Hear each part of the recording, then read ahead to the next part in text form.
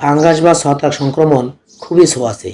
এটি সহজেই ত্বক ও ব্যবহৃত জিনিসপত্রের মাধ্যমে এমনকি পরিবেশ থেকেও ছড়াতে পারে।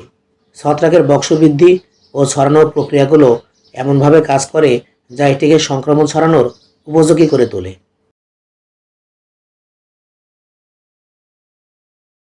ফাঙ্গাস স্পোর তৈরি করে, যা খুব হালকা এবং দীর্ঘ সময় ধরে বেঁচে থাকতে পারে।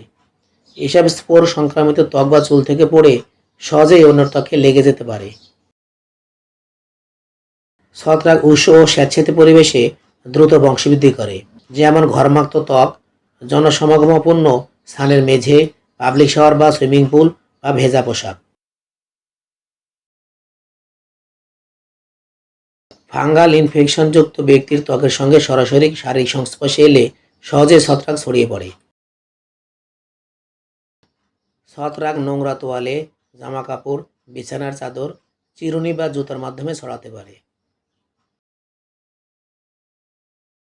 যারা ব্যক্তিগত পরিষ্কার পরিচ্ছন্নতা মেনে চলেন না বা নিজেদের জিনিস অন্যদের সঙ্গে শেয়ার করেন, তারা ঝুঁকির মধ্যে থাকেন। ব্যক্তিগত জিনিসপত্র ভাগাভাগি করবেন না। ত্বক শুকনো রাখতে হবে, কারণ ভেজা বা ঘরবাক্ত পরিবেশ ছত্রাকের বৃদ্ধি ছড়ায়। সুইমিং পুল, জিম বা পাবলিক শহরের মতো জায়গায় নিজের ব্যক্তিগত স্যান্ডেল ব্যবহার করুন। শরীরের কোনো স্থানে ছত্রাক আক্রান্ত হলে হাত লাগাবেন না, এতে শরীরের অন্যান্য স্থানে ছড়াতে পারে।